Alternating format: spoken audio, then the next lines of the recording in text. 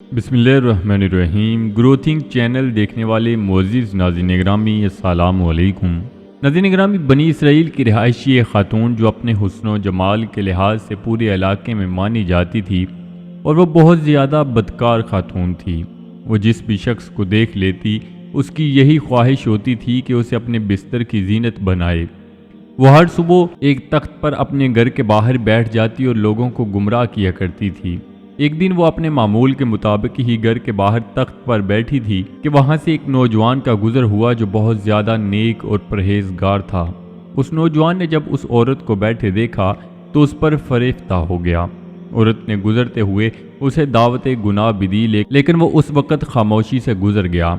लेकिन जब वो घर पहुंचा तो वो औरत उसके जहन से न निकल रही थी। वो बहुत ज़्यादा कोशिशें कर रहा था कि वो औरत उसके जहन से निकल जाए, लेकिन जब भी इबादत करने बैठता तो उसके जहन में वही औरत आती और उसकी इबादत में खलल पैदा हो जाता था। वो हर नमाज में अल्लाह पाक से रो रो कर दुआएं किया करता था कि या अल्लाह, उस औरत को मेरे जहन से निकाल दी। ये औरत मुझे तुमसे दूर कर देगी, मैं ऐसा नहीं करना चाहता। 10 दिन ऐसे ही गुजर गए, लेकिन वो खातून उसके जहन से ना निकली। एक दिन उस नौजवान ने उस औरत के पास जाने का इरादा कर लिया और इतने पैसे भी जमा कर लिए जितने उस औरत ने अपने लिए मुख्तस कर रखे थे। उसने वो पैसे लिए और उस औरत के पास चला गया और जाकर उसके पास तख्त पर बैठ गया और उसे खुद कहने लगा कि आज मैं आपके पास बदकारी की गर्ज से आया हूँ। उस नौजवान की तरफ देखकर वो बदकार औरत बहुत खुश हुई और उससे बातें करने लगी।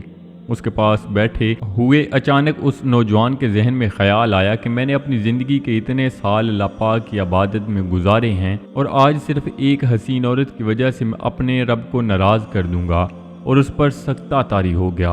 वो जल्दी से वहाँ से उठा और उस औरत को कहने लगा कि मेरे पास जो पैसे हैं आप ये रख लो, लेकिन मैं आपसे बदकारी नहीं करूँगा। उस औरत ने बड़ी हैरानगी से उससे पूछा कि लोगों की यह ख्वाहिश होती है कि वो मेरे पास बैठे और मैंने अगर तुमको पास बिठाया है तो तुम बदकारी किए बगैर ही वापस जा रहे हो। आखिर वजह तो बता दो, आप क्यों नहीं ऐसा करना चाहते?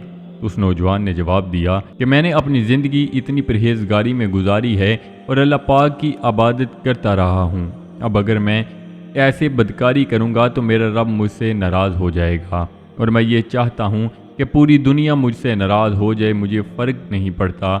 लेकिन अगर मेरा रब मुझसे नाराज़ हो गया तो मेरी दुनिया और आखिरत दोनों तबाह बर्बाद हो जाएंगी।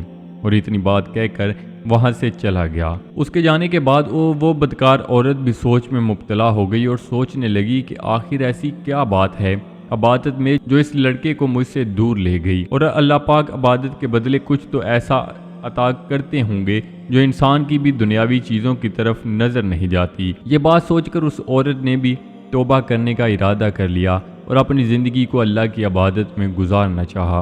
वो फ़ौरन उठी, गुस्ल किया, एक अच्छा लिबास पहना और हज़रत मूसा अलैहिस्सलाम के पास चली गई।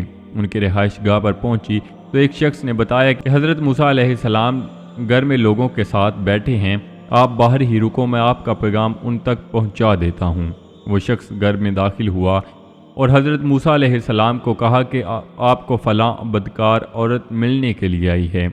जब हज़रत मूसा अलैहिस्सलाम ने उसका नाम सुना तो गुस्से से सीख पा हो गए और फरमाया कि इस औरत को कहो कि यहाँ से चली जाए, मैं उसे नहीं मिलना चाहता। जब उस शख्स ने बाहर आकर औरत को बताया कि हज़रत मूसा अलैहिस्सलाम आपको मिलना नहीं चाहते तो वो बहुत उदास हुई और बोझल कदमों से घर वापस आ गई।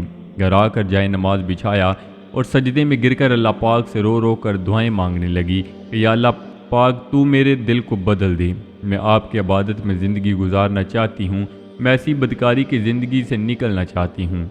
इसी दौरान अचानक उसके जहन में उस नौजवान का ख्याल आया और उसने सोचा कि वो उसके पास जाएगी और उससे पूछेगी कि क्या अल्लाह पाक मुझे माफ़ फरमा देंगे, और वो उसी के पास रहकर अल्लाह पाक की इबादत करेगी। वो जल्दी से घर से निकली और उस नौजवान के घर की जानिब चल पड़ी।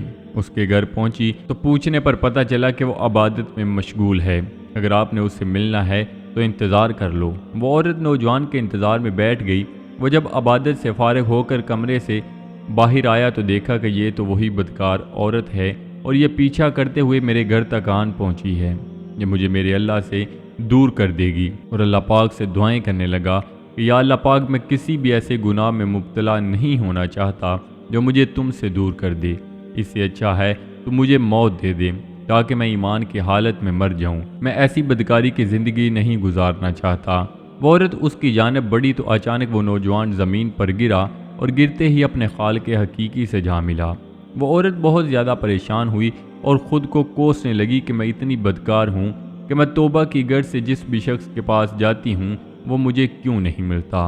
اس نوجوان کا جنازہ پڑھایا گیا تو اس نوجوان کی ماں نے عورت سے آنے کی وجہ پوچھی اور کہا کہ آپ کی طرف دیکھ کر میرا بیٹا اس دنیا سے چلا گیا، آخر تم کون ہو اور اس سے کیوں ملنے آئی تھی؟ تو اس عورت نے آنے کی وجہ بتائی اور بتایا کہ آپ کا بیٹا میرے پاس گیا تھا اور اس کی وجہ سے ہی میں بھی توبہ کرنا چاہتی تھی اور اسی کی وجہ سے میں اس کے پاس چلی آئی تھی۔